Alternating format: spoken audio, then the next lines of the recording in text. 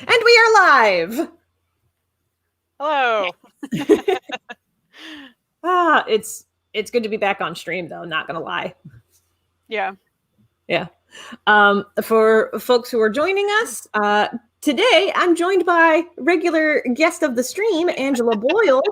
We're going to be talking about her new graphic novel, Threadbare Memories. Huzzah. Yes. Speaking of, it is on Kickstarter right now, and you can find it at this link at the bottom of the screen here. We're going to leave this link at the bottom so that you can check out the Kickstarter campaign. And if there are any rewards that fit your budget and or desires, there you go. And Jessica joins us. Good morning, Jessica. Good morning. Regular fan of the stream. Love her so much. Yep. Yes. So, okay. I took the time to read Threadbare Memories this week. First of all, how dare you? Yeah, I heard that a few times. Okay. I figured that was a pretty common sentiment with this story. Yep. Oh no, Ben, where was my invite? I am important. Well, you're in the live chat, so there you go. Halfway there. You're halfway there. Yep. Feel free to, if you have questions for Angela, submit them in the chat. We will answer those. It's so sad. Yeah. But I feel like it's a justified kind of sad. Good. Yeah. Yeah. Good. So yeah, if you're in the mood for a sad story, but a story that justifies its sadness, Threadbare Memories. There you go. For those who don't know, what is Threadbare Memories about? So I've been calling it a young adult sci-fi, and it's about Nadine, who lives with her father, and they live alone, but they have he's made her a whole bunch of robot toys, and so her only friend is one of her robot toys, Cobb. Cobb and her father don't get along, and through that fighting, she learns more about her past than she thought possible. And yes. It's kind of what happens from there. Yes. Whenever the truth gets revealed, yeah, it was never a good thing. I kind of saw it coming, but it's the way that it's illustrated that it hits. Oh, good. Yeah. Yeah. So kudos on that. Actually, this leads into one of my questions because of the way that you illustrate pages, especially when you were posting it online.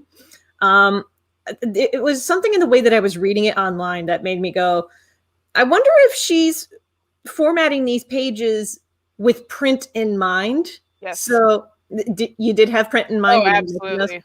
Gotcha.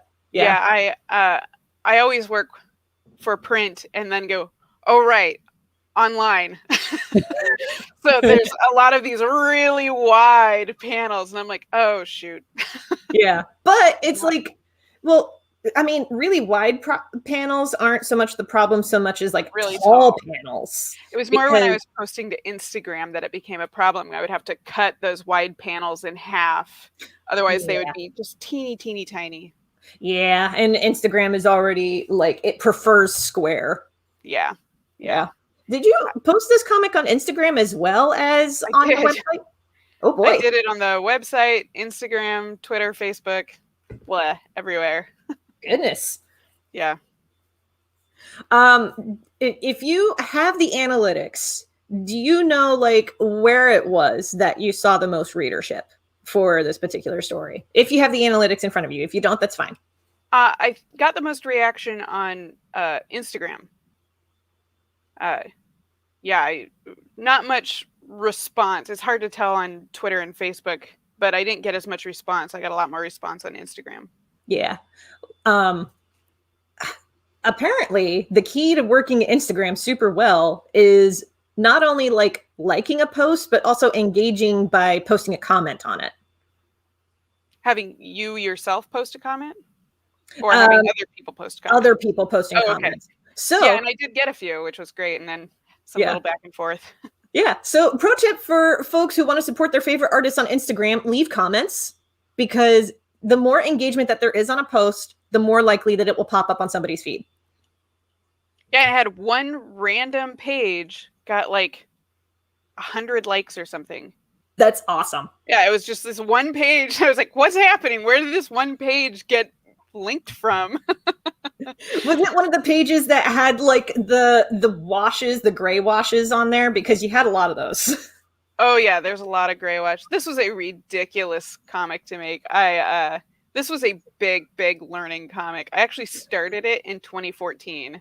Oh my. Yeah, and then scrapped it uh and started over like 3 years later and then rewrote it top to bottom, changed it from fantasy to sci-fi, and got rid of like 90% of the characters.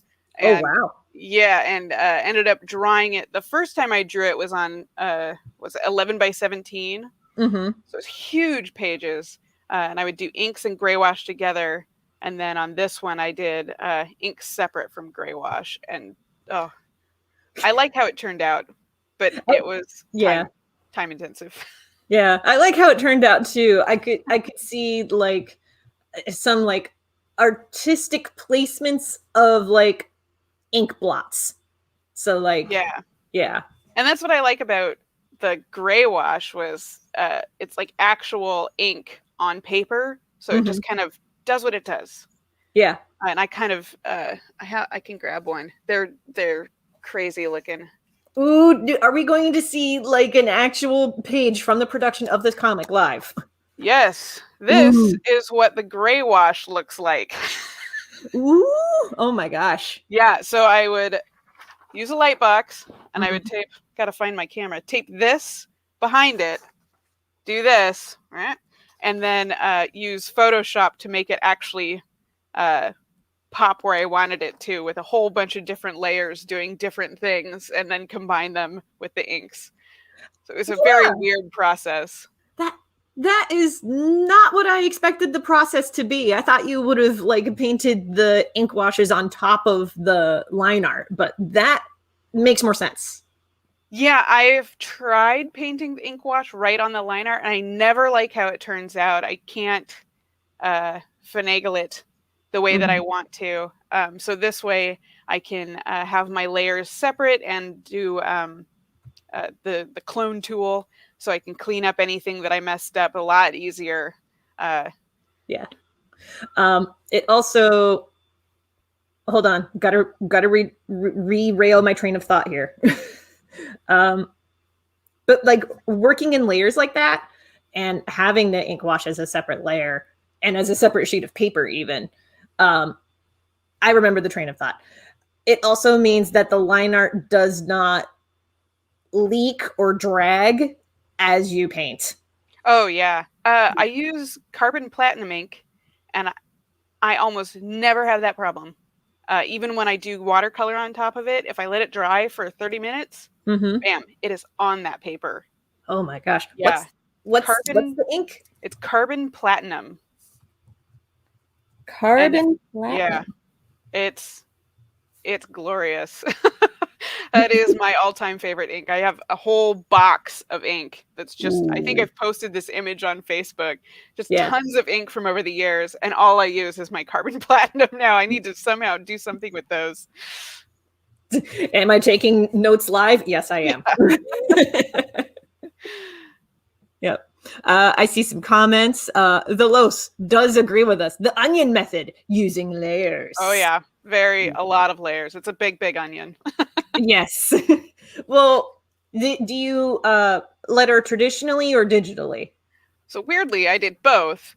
I've been doing a lot of freelance work for First Second that involves lettering. So I'm getting really into digital lettering, but more pages. All of the pages are also traditionally lettered. Oh my. Yeah. Because I also really like traditional lettering. I'm one of those rare people. Yes, you are. But it's so much easier to edit later if you do digital. That's true. Yeah. But there is something about the like handmade touch about traditional lettering that stands out. And I really enjoy the Ames lettering guide. Oh man, it's been a while since I worked with that thing. It pleases me. Do you have one within reach for anyone who doesn't know? I have it in a box somewhere. Because I haven't hand lettered anything in a while. You packed it away as soon as this comic was done. Basically, yeah. I finished it in like Mm-hmm. June or July. Like lockdown hit, and I went, I am using this to finally finish this comic. Do it. Yeah. Yeah, and bam, finished it. And then I went, now what? Oh, there is a question from Ben. It was directed at me, but I'll direct it at you, Angela. Have you done any digital wash work in Clip Studio Paint? I have not. I've done grays in Clip Studio, but I haven't done washes. I still need to play with it more. I haven't been able to get it to do what I want, but maybe I just need to do the same thing I do with the traditionals and just slap it on loose and broad, and then use layers to adjust where I want it to be. Yeah, or like something I like to do when playing around with layers in Clip Studio is changing the setting on it. So instead of like normal or multiply, try something like screen, or lighten or darken or stuff like that. Yeah. Yeah. Incidentally, screen, very handy way to put highlights in. Yes, I just learned that in a digital coloring class I took with Ngozi Ukazu. At which venue was this at? It was at the Center for Cartoon Studies in their first ever winter workshops. Nice. Yes, So, it was awesome. yeah. So actually, another lead into another question. So you went to the Center for Cartoon Studies. Yes, yes. And that's in Vermont? Correct. Yeah, Did you White River Junction. did you go like in person, or do they have like an online program? So you have to do the first year in person, but they do let you take the second year distance. But me and my partner moved there for 3 years. It's only a 2-year program, but we stayed for an extra year because we both had jobs we like. And yeah, it was a weird time, but man, it was fun. I learned, and that's one of the reasons there was this big hiatus between the original version of Threadbare Memories. I called it Cobb working title for a very long time. Gotcha. So before CCS and post CCS, that's why it changed so much. Oh, so okay. Did you have other comics that were works in progress before you joined CCS? I think I wrapped everything up before. No, I do have a few that I started that I'm going to completely redo. Oh boy. Yeah, there was one called Umbrella Girl. That was it was like a single image to capture a moment. So every week or so I would post this one single image. And I really need to get back to it because I really, really enjoyed it. But I have a tendency to just massively blow up my stories. So this story went from, I'm just going to think of every week, I'm just going to think of an image to draw that continues the story, to, I have this crazy plot where it's going to go from like this dimension to this dimension, and I'll need to do these different styles, and now I need to plan out like 80 years worth of story. And yeah, I keep doing that to myself. Yeah. I feel that though. Yeah. It's fun. Yeah, well, it can be fun to like take an idea and try to like put a little more oomph behind some concepts. Yeah. Yeah, I feel that. Speaking of concepts though, what was the inspiration for Threadbare Memories to begin with? So it's changed a lot since it started.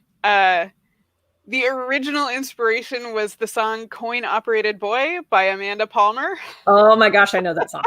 I love that song, and I always think about an actual coin operated boy. So originally, Cobb was a coin operated boy, and Nadine was given tokens to plug into him to get him to work, so that if she did something really good, she would get a reward with extra tokens, and she could only spend so much time with him in a week. Huh. Yeah. Okay. So it changed a lot. Yeah, it did, because he went from a coin-operated boy to a floof with noodle arms. Yeah, and I love him. He is so cute now. He is very cute, but what was that creative process going from that to floof? I was kind of sad to get rid of the coin-operated part, but I don't remember why I cut it out. I couldn't get a boy design that I liked. And I really like weird robot designs. So there's all these weird little robot creature things in their home that Mm-hmm. do a variety of things. And that's always Mm-hmm. really fun there's one of them is a penguin and his chest opens up and he has an oven for clay, but Yeah. also storage for clay. Mm-hmm. Yeah, so I really like weird stuff rather than humanoid robots. Yeah. But that's cool. So like whenever you're designing robots, first of all, how often do you get to design robots? Not often enough. Uh, with this, I got to do it a lot more. I had a imitatus anima, which means fake soul, was Oh, a kind of a web comic I did for a while.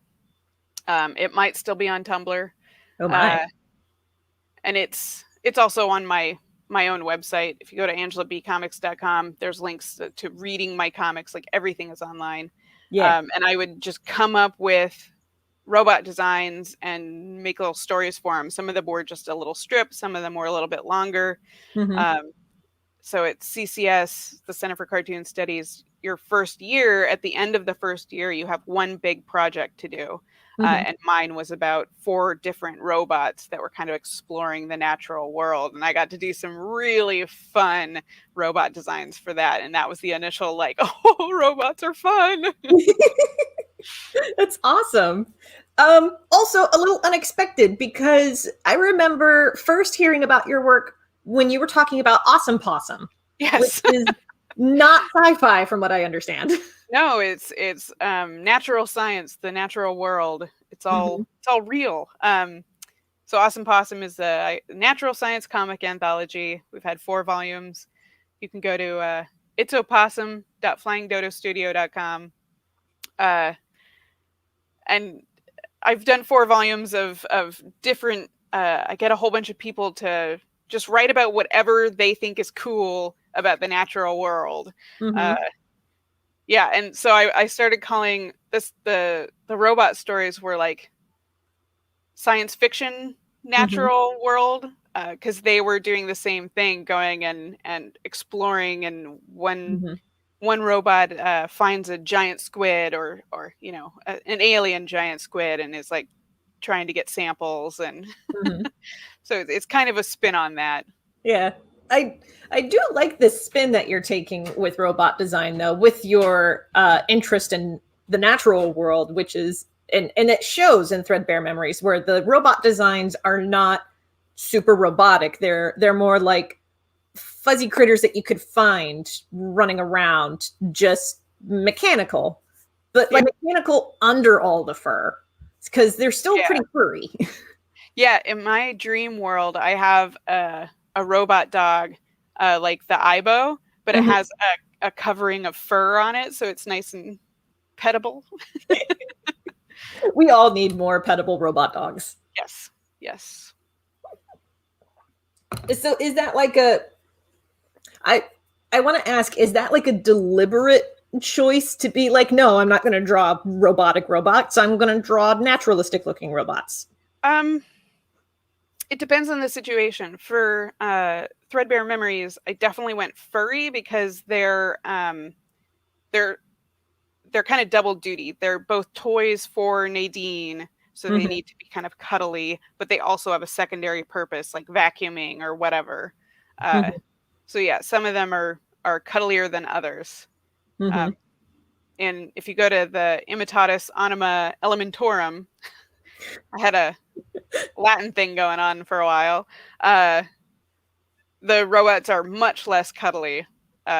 Some of them are more scary than cuddly. Oh dear. Yeah, Jessica has a comment. I love the fluffy robots. They make it more real. good. And Yes, they were fun. I feel like Ben's trying to start a fight in the comments, though. The Ames lettering guide is for chumps that can't print a line grid on a separate sheet of paper. I have done both. I prefer Ames lettering. Same. Yeah. Yeah, I much prefer the Ames lettering guide because at least then you can set the distance between the lines where grid paper, is not as flexible.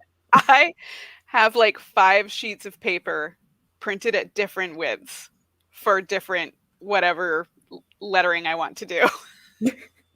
It's ridiculous. And I prefer the Ames lettering. Plus, I don't, if I can avoid it, I use the Lightbox as little as possible. That's Because it's just more eye strain. I spend so much time on the computer. So I do my penciling digital, and then I print that out, and I'll do my inks by hand using a Lightbox. But I do as little as possible using the Lightbox. So I just get all the outlines and the borders, and then I turn it off and do everything else, whatever I feel like. That's legit. What prompted the step of penciling digitally, though? I actually did half the book digital pencils. The first half was traditional, and it was because I think I got Clip Studio on sale, and I was like, I got to give this a shot. And then I realized how many amazing tools are in Clip Studio, like the perspective grid, laying down my reference images in the image. Yeah, it's because I would have my computer open and I would be drawing and I'd have to just like look up. It's nice to just have them right there. Oh yeah. I will say, as a Clip Studio Paint user, Clip Studio is not a sponsor of this episode. But as a Clip Studio Paint user, one of my favorite features with the program is that you can actually do this like split screen thing, so that you can have the reference image in one screen and then the canvas that you're working on in a different one. Yeah. Yeah. For folks who want to see that in action, I have a live stream where you can see me drawing Janemba from Dragon Ball Z, where I use that technique. So there you go. We're not going to get too much into it. But so Clip Studio Paint is like a newer tool in your repertoire, would you say? Yeah, but it's definitely part of it now because I also went and bought a Wacom One. Which I love. It made a huge difference. Combining CSP and the Wacom One has changed. I might actually start doing more digital inks now too. Every year I do a Christmas winter holiday comic. And this year I did all digital inks, and I really like how it turned out. Ooh. Did you participate in 24-hour comic day? No. Every time that comes up, do you mean hourly comic day or 24-hour comic day? That was the one I meant, was hourly comic day. Okay. I get the two mixed up because it's still basically the same concept. Yes. I love 24-hour comic day. You have 24 hours to make 24 pages of comics. Yep. I can never do it on the day because I'm busy. So I usually try to do it on a holiday. But I've been too busy for years. But hourly comic day I did do this year. It's all up on my Instagram. It will show you just how busy I am. It's ridiculous. And one day, it was the perfect day to do it because in one day I went to my first job at the library as a page, then came home and downloaded something for my second job doing proofreading as a freelancer. Then promptly turned on my computer to a remote desktop and was a receptionist at a bankruptcy law firm. And then when that was done, I continued working on my fourth job as a designer, a freelance designer, and somehow still managed to do yoga and start painting this little guy. Oh, that's so cute. It's a little flower pot. So I got a lot done in one day. I was very proud. And then I slept a lot the next day. That's legit. Did you have all of those jobs when you were working on Threadbare Memories? Technically, yes. But when we went into lockdown, the library shut down. So I had a few months of we were doing we could do home learning and stuff, but we just got paid. So I spent a lot of time working on Threadbare Memories. I was still working at the law firm, but from home. So I had all that extra commute time. And there wasn't a whole lot of freelance work coming in while I got Threadbare Memories. Yeah, that's fair. I noticed that too, was a lot of my freelance work just dried up. So really I only had 2 gigs, which was working at Neverending and door dashing. So like, Right. yeah. So I get that. It's kind of nice. It was a nice little break. Yeah, to be able to actually work on the comic project that you had. Yes. Yeah. Yes. How do you work on your personal and or other comics projects with the other stuff that you do now? Or are you still figuring that out? So I'm currently working on a prose book, weirdly. Ooh.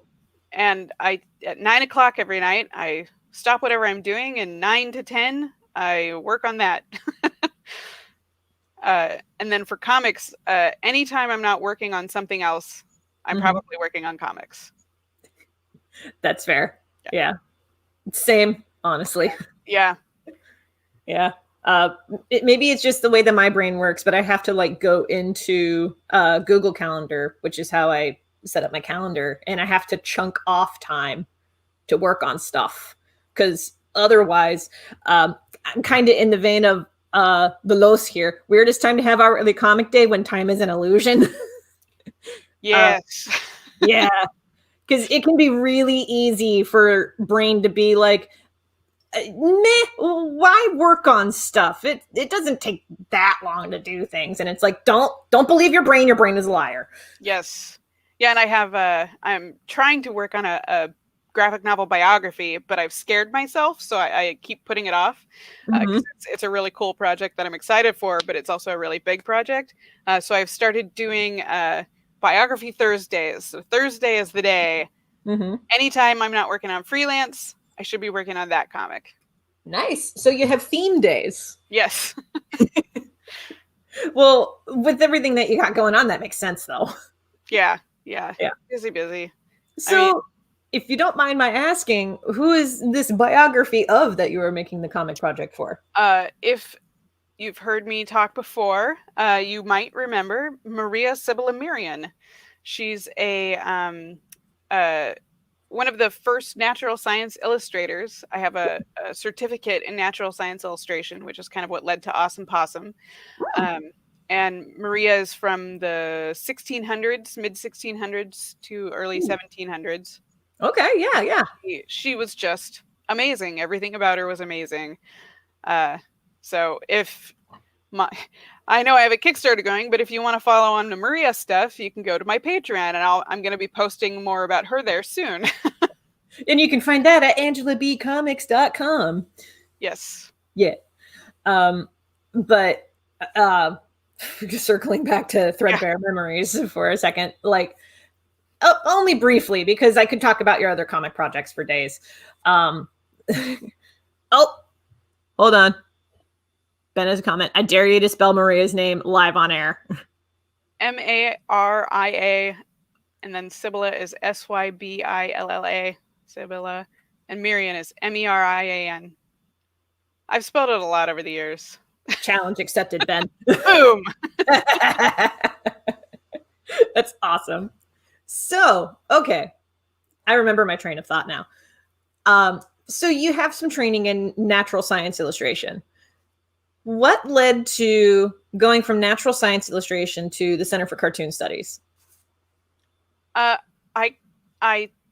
see. I took a workshop at the Center for Cartoon Studies, a summer workshop.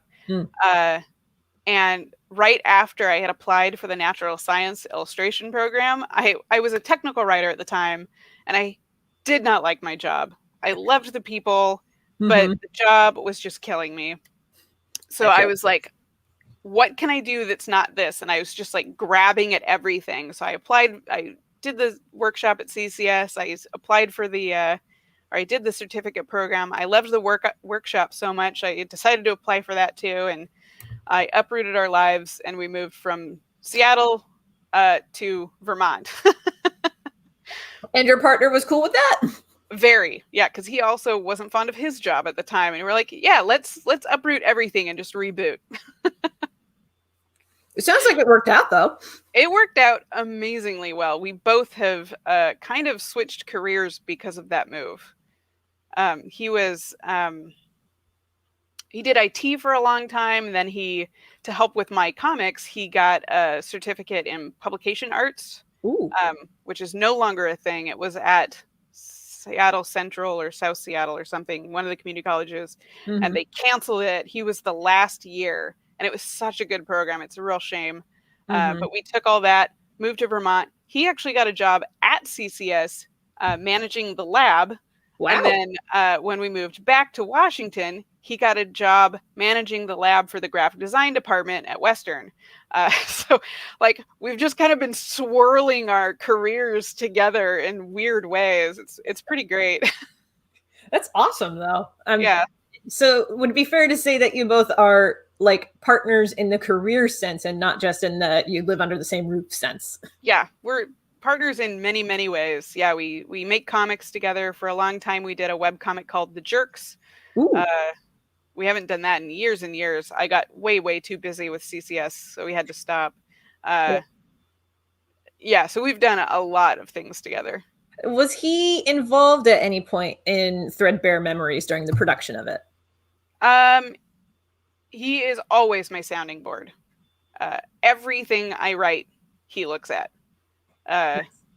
Yeah, and when I'm doing cleanup, finished art, I'm like, does this make sense? Is this ridiculous? And he's like, well, you could do this, fix that.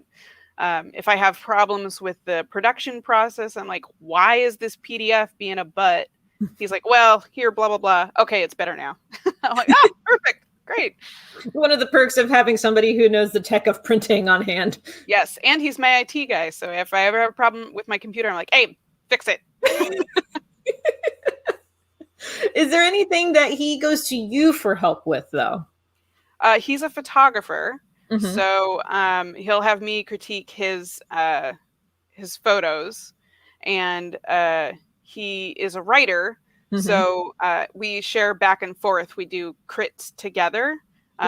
He'll crit something of mine, I'll crit something of his, and since I'm a proofreader, copy editor, I'll give, when he's done, I'll give his finished piece a good copy edit and make sure everything's spelled right and the grammar's correct, commas are where they're supposed to be. He doesn't like commas. He never puts them in. Death to the comma, Oxford. Yeah. So, okay, actually, follow-up question about the writing process. So whenever you have a comic idea, say Threadbare Memories, do you just get to doodling pages right away, or do you write out a script? I write first. I don't write out a script. I write out an outline. It's kind of a page by page outline. Here's the thing that happens on this page. And I have it broken down by page, but I group them together so that because the spreads are also really important. I make really big use of page turns. Yeah, you do. Very aware. Yeah, I noticed that in the Threadbare Memories when I was reading it online, was you know how to place a panel in such a way that you feel compelled to turn the page. Yeah, it's definitely part of the process from the very beginning. So I get that main outline, and then I'll go through, and then I'll pencil thumbnails, and then I'll do a written script. So I kind of bounce back and forth, and end up. Sometimes I'll realize I messed something up, and I need to add a page to get something to hit better. So sometimes there's these very soft pages where not a lot happens. But it gives a nice pause. I try to make it actually feel like part of the story. Like to build up to the next reveal. Like, especially at the. I noticed that in the first twist of Threadbare Memories, you definitely took your time building up to what Cobb pulled out of his little hidden pocket. Yes. Yeah, I try to go slow. Sometimes I feel like I don't deserve the page space, but then I remind myself that, of course I do. Everybody does.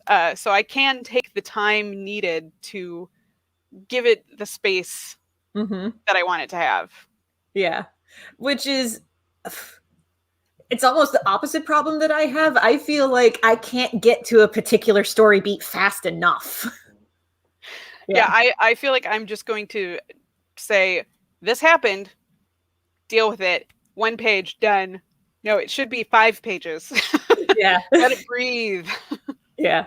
So Actually, I learned a lot at mhm. CCS. Your second year, you have a thesis advisor, and my thesis advisor was Anders Nilsson, Mhm. and that was one of the things I learned from him was to slow down Yeah. and make sure each thing follows sequentially and makes sense. So slowing down, adding in the breathing, that was a big change. It was Nice. great. Yeah. So an advisor actually advising. Yes. Oh, he was fantastic. If anyone else is looking for a thesis advisor, I can't recommend him enough. Looking at comments here. Jessica says, that's similar to my wife and I. I work in IT and she's studying art. I provide some support and she proofreads my stuff. Yep. Yeah. Perfect. It's a great combo.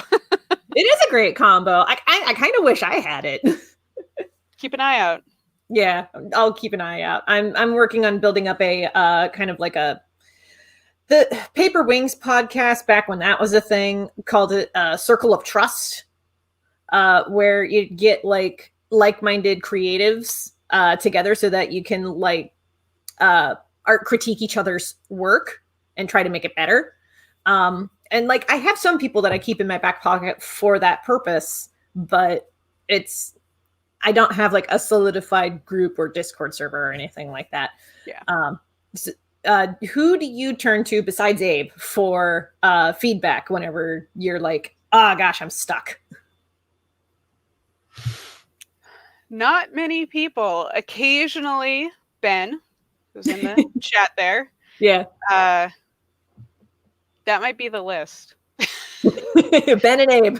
Yeah, basically. Yep. Well, I'll offer this live. I'd be more than happy to like start a circle of trust with you. Yeah, you, ditto. Ben, and I have a couple other people in mind. That would be great. Yeah. Because Abe is a writer, not a comics creator, so he can only critique the comic portions so much. Right. Yeah. Like he can critique the story beats, but maybe not so much Yeah. like how things are rendered or like. Yeah, and he can't critique layout except to say, I know this doesn't make sense. I don't know how to fix it. Gotcha. Yeah. Yeah. Ben, and Ben's like, oh, shucks.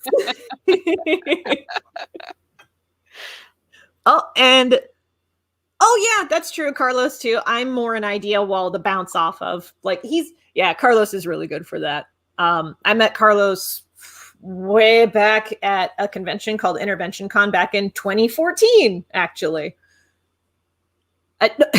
You need to talk to artists so they can tell you your hands look like butt. Yeah. Facts. Factiest fact that ever facted. Mitten hands. Mitten hands. One big finger and a thumb. Yep. That's all you need. Okay. So you've mentioned going to CCS. What years did you go for the certificate program? I started in 2014, graduated in 2016. Did you go to any conventions while you were there? Oh, yeah. I had been doing conventions before I went to CCS. I was actually one of the few people in my class who was like actively making and promoting my own comics before CCS. Wow. So I think the year before I went to 6 conventions. And then while we were there, it actually dropped off. Mm-hmm. But I got to do MECAF a couple times through the CCS table, which was amazing. Could you, for people who might not know what it is, including myself, what do those initials stand for? MECAF is the Maine Comic Arts Festival. Okay. So it's, in Maine. It was in a weird, like, old fishing warehouse or something. If you dropped something, you had to be really careful because it was up like 20 feet off the ground over because the land dropped down to the ocean and it came out from the land, and the flooring had big gaps. So if you dropped a quarter, it would drop down 20 feet. You'd never see that quarter again. Nope. Wow. Yeah, it was really fun though. It had a lot of character and the people were pretty nice. Pretty nice. Well, it was the first time I had experienced any sexism in the crowd where they would walk up and they would talk to the guys and the guys would say, oh, you know who knows about that is Angela. And they would look at me and then they would go back to talking to the guy and never come up to me. It was very weird. Yeah. That was the first time I had experienced that. Yeah, it's never fun when that happens. Even more fun is whenever you get the dudes that come up to you and they just immediately start critiquing your table game without even so much as saying anything else about your work. Yeah.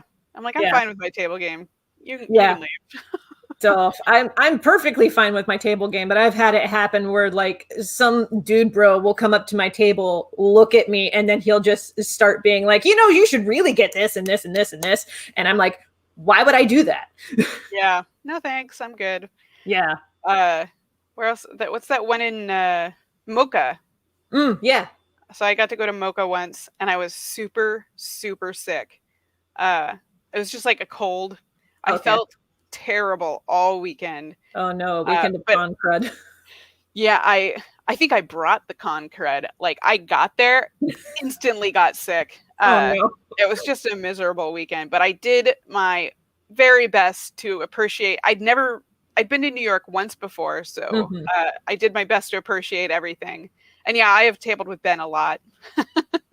Especially at CCS, we tabled together all the time. Yep, highlighting the comment. Yeah, one of my very first table buddies. Yep, he terrifies me. He's much more outgoing than I am. I'm a very like quiet, subtle tabler. I'm like, hi. And that's the extent of it. If someone picks it up, I'll be like, oh, that's here's 3 words that describe that comic. Ben is the other kind of tabler who's like, hey, come visit me. I love you all. I know. He's a fun guy to table with. It's just, he's definitely got his own technique, which I appreciate. Speaking of, he says, you guys should absolutely do a video on tabling technique. I learned more about the game from YouTube than pretty much anyone else. And to be fair, a lot of my technique is just holdovers that I had from my experience selling caricatures at amusement parks. So whenever you're working that kind of game, you gotta be like a particular kind of subtle aggressive whenever you're selling at conventions.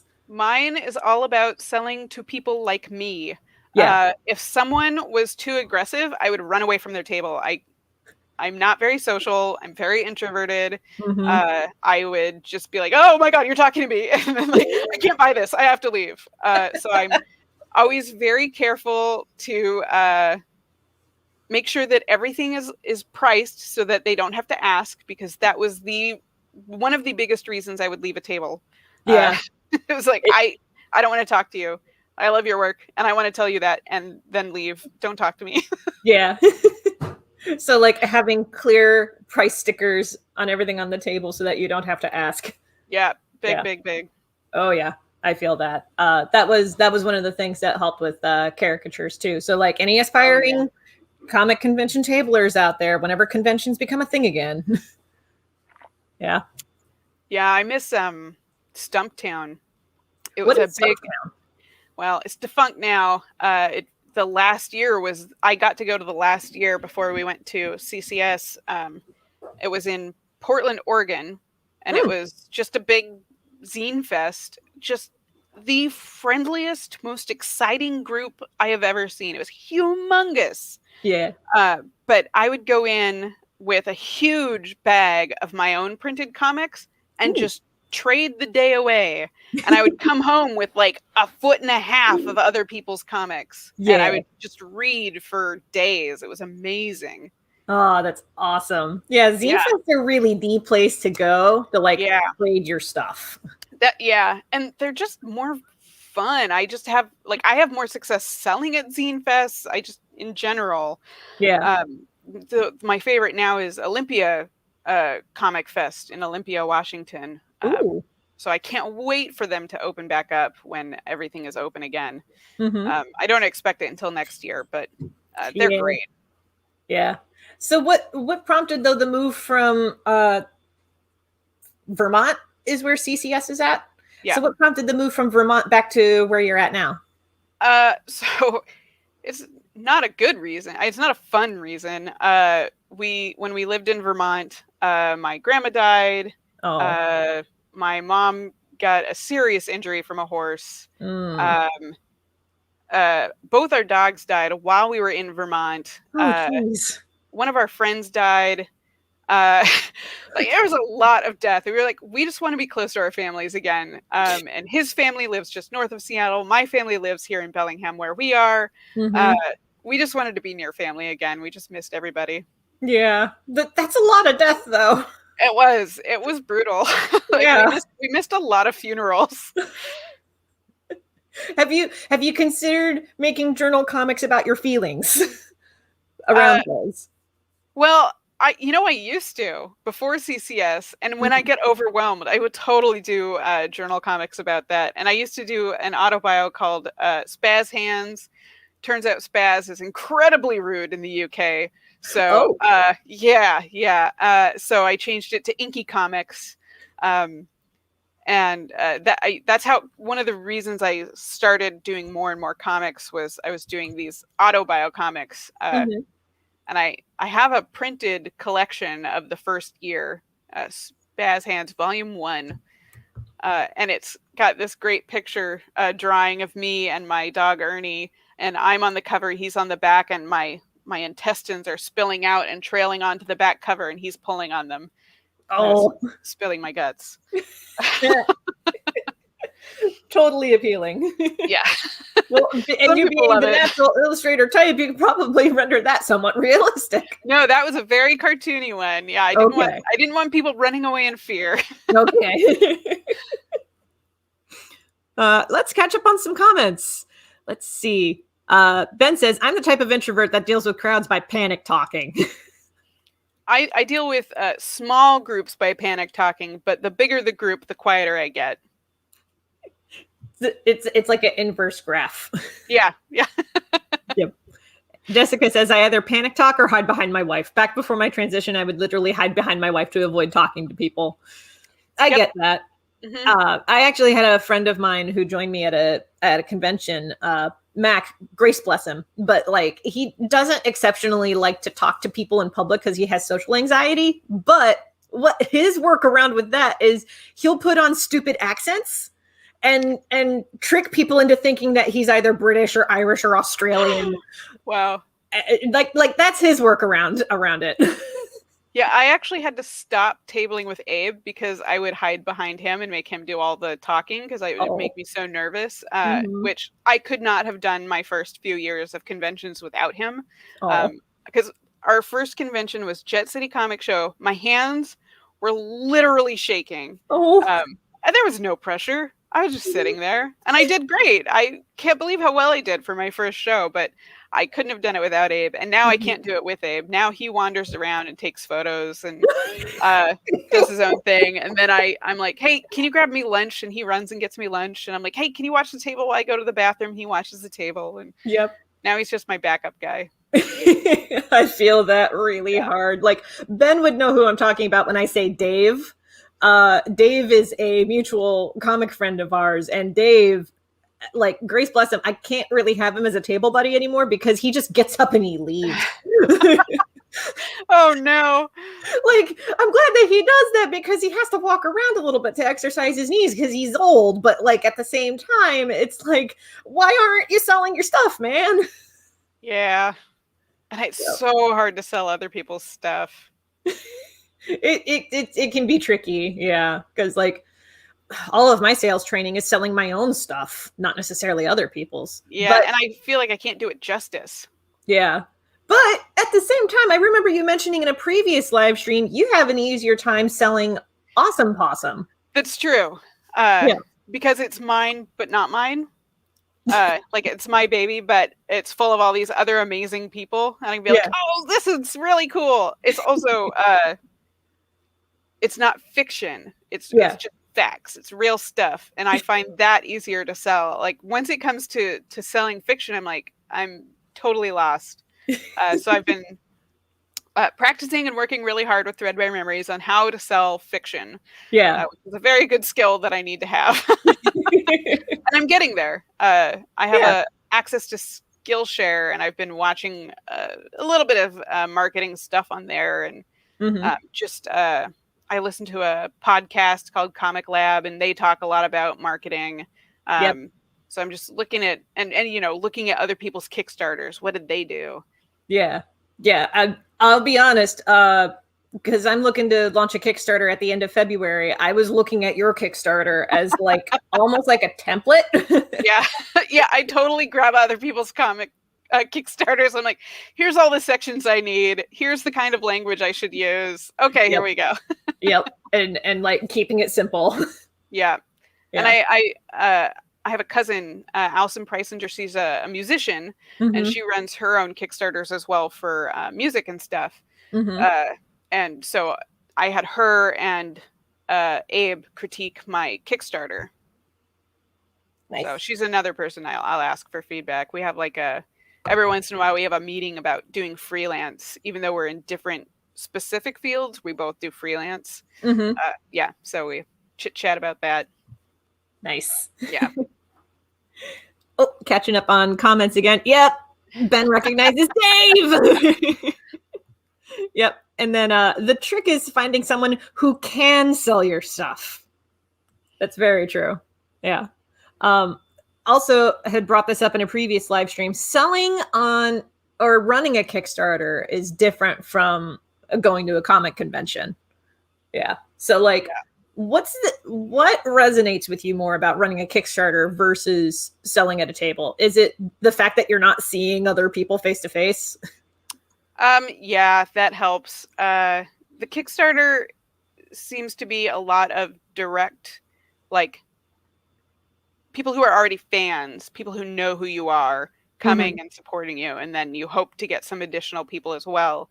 And then at the cons, it's, hey, stranger, you've never seen me before. Trust me that these are all really good comics.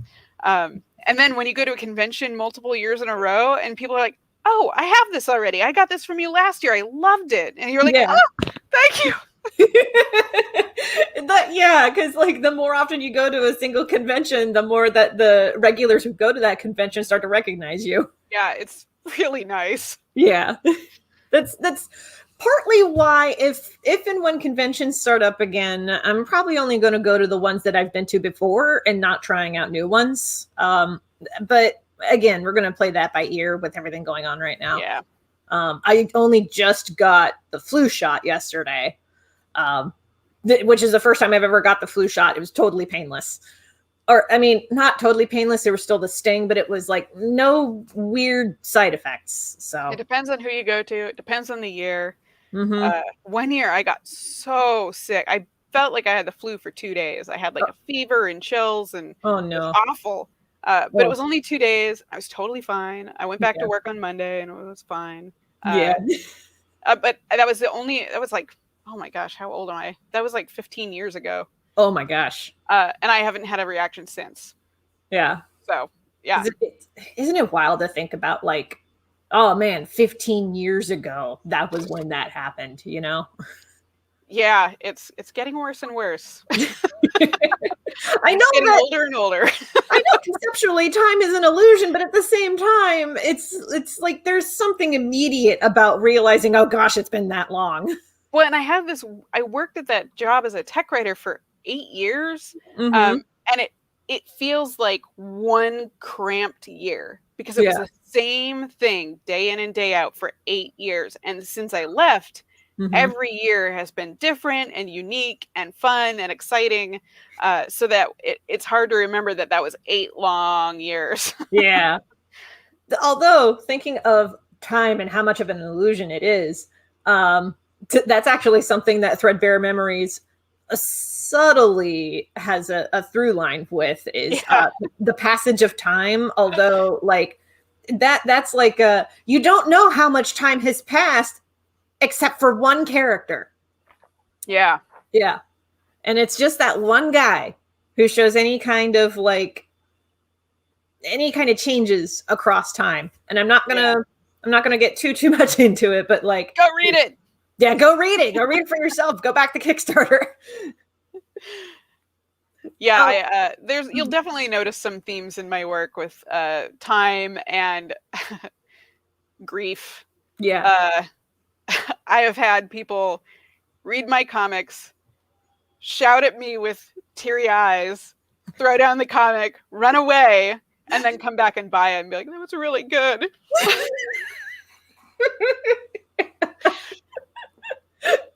On the one hand, it almost makes it sound like, no, don't buy this, but at the same time, it's like there's something to be said about experiencing that kind of emotional catharsis in a piece of fiction. Yeah. I found that a lot this year, that reading sad books has been really nice release for negative feelings without having to fully experience the horror of the world. I can feel it through fiction, which is much more safe.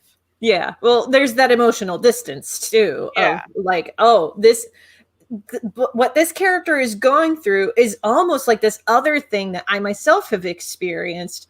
This is how they're handling it. Okay. That kind of thing.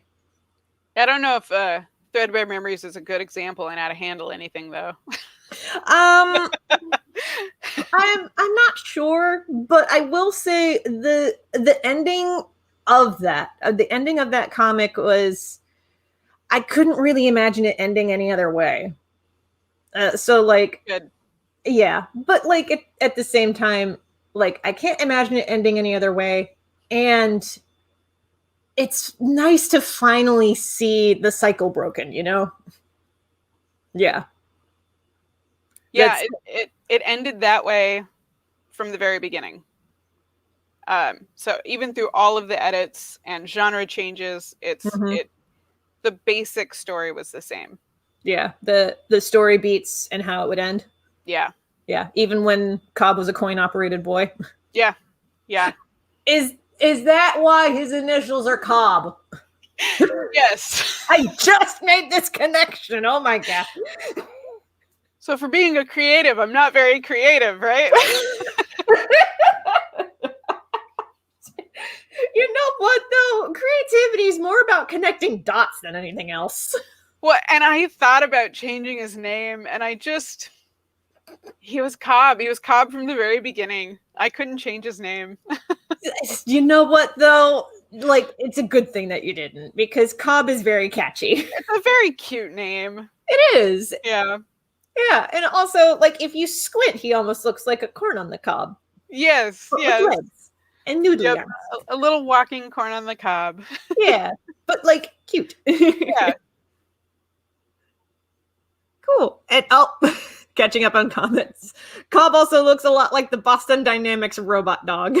Oh, man, I want to incorporate those guys into more of my work. The Boston Dynamics robot dog? Yeah. Hold on, I gotta look this up because I have no idea. Hopefully I'm thinking of the right thing.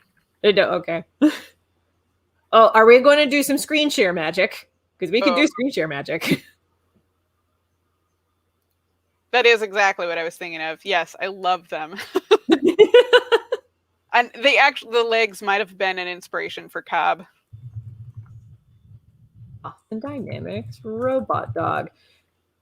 Actually, is it the thing that I think it is? Okay, it is the thing that I think it is. They're so cute. I have seen GIFs or GIFs of this thing. Yeah. Yeah, the legs. Yeah, Cobb definitely has the legs of this particular design. Yeah. Now that I'm looking at it, it's like, aha.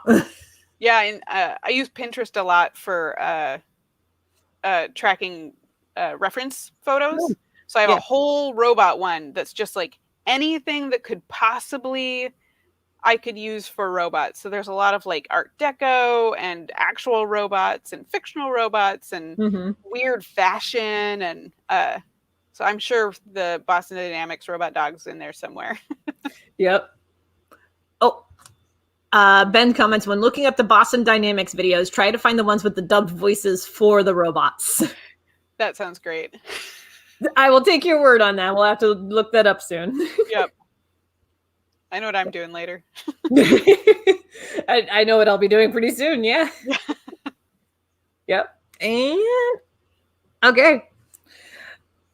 All of the questions that I had written down here, I already asked. So, okay. yeah, I'll give the comment section a hot second if anybody wants to ask any questions for Angela. Do not ask me questions, Ben.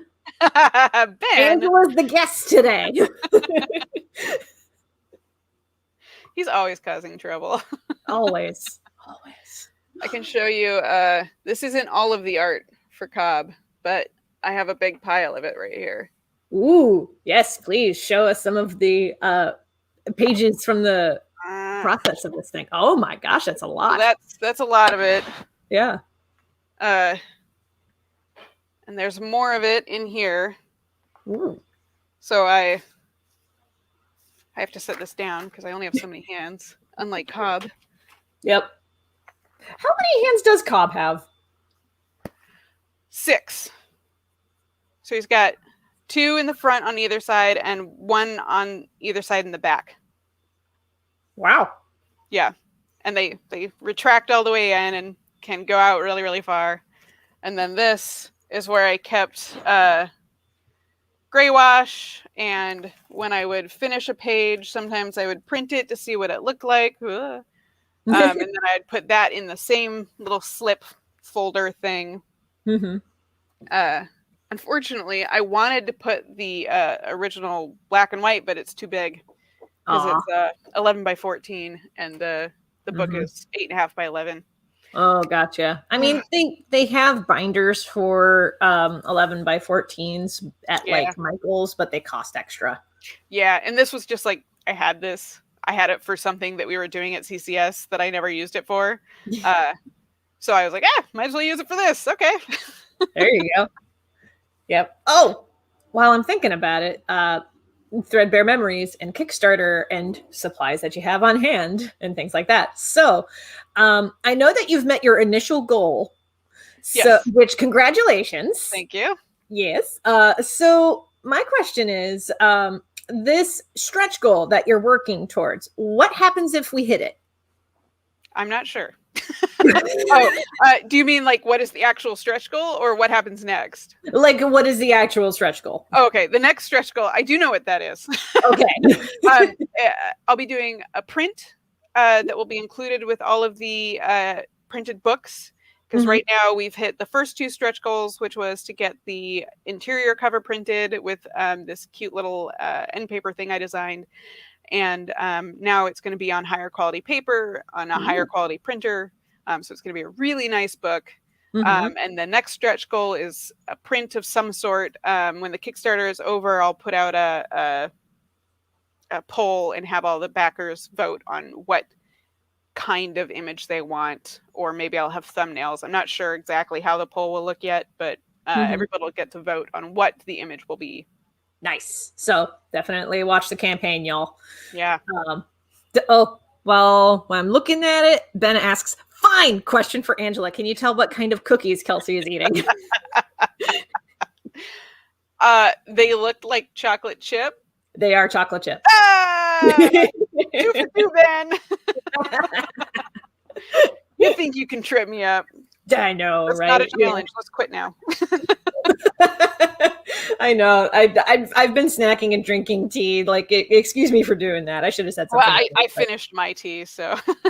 Well, we have to keep our throats like lubricated somehow, so we can keep talking. I've switched to water because I ran out of tea.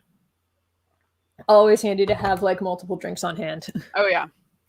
And I literally can't have enough tea, so. Oh, same. Like I recently subscribed to something called Dollar Tea Club, and they send new tea mixes every month. So I can't wait to see what this month's is. Yeah. The first month that I got it, I got a blend called Cookies and Cream, which was delicious. It was a black tea. There was one called the Nutcracker, which is a rooibos. It was okay. It smelled like cough syrup before it brewed, though. Oh. So like, I'm probably not going to get that one again. And then there was one called Hot Tamales, but it's not spicy. Oh. Like, I think it's only called Hot Tamales because it has some kind of a spice in the like tea mix itself. That's my best guess. Huh. catching up on comments. I'm excited for the book. Physical versions of comics seem to make them more real. I 100% agree. If I can read it in a physical form, I will prefer that over a webcomic. Oh, heck yeah. There was some data that I had seen way back when I had a subscription to like Publishers Weekly, where there's still a big gap between people who read comics in physical form and people who read them online. Yeah. And like more people will read a book physically. Yeah. Which is really different from like most of the rest of the publishing world, because most of the rest of like books, like fiction or nonfiction, people will consume it more digitally than physically, from what I understand it. But that's not the case for comics. People still prefer them in print. They just look so dang good. Yeah, and like, especially whenever you get the colors or even the black and whites just right. Yeah, like black and white printed comics, I just adore them. Yeah, color sometimes looks better online. Emily Carroll's what's her book called? I forgot what it was called. Was it the horror short story collection? Yeah. Oh, I know which one you're talking about. Right? I've read that before, but like I don't remember multiple times. But it looks great printed, but it looks even better on the screen because her colors just glow. The colors she picks need that like light behind them. They just glow. They're intense. It's beautiful. I feel like she picked those colors deliberately too, because from what I remember, the color palette is deliberately muted except for like one or two colors, and it's those one or two colors that really pop. She's an amazing colorist. Oh, Into the Woods, or In the Woods. Oh, thank you. Yes. Thank you, Ben. that was what it was. Very good book. Highly recommend. Threadbare Memories, not a horror comic. No, lightly horrific, but more on like an existential level. And that is a strong thread through my comics is existential horror. Like a shocking amount of, I did not expect that to be the case. And then I went and started grouping my comics and I was like, wow, these are all existential dread. I mean, though, it kind of makes sense thinking about how you like looking at natural sciences in the natural world and things like that. There is a subtle existential dread to the natural world because nature is not sunshine and roses all the time. It's also like carnivorous beings and things rotting into mushrooms and it's amazing and terrifying and beautiful and I love it. And I can see that kind of thread in Threadbare Memories too. Is like that, and like especially with the one twist that was revealed in, I think it was chapter 2, where it's revealed exactly where the main character's home is situated. That it's like, oh, so that's why this is structured the way that it is, and even that has its own kind of like natural existential dread to it, is the setting. It changed so much since the first version.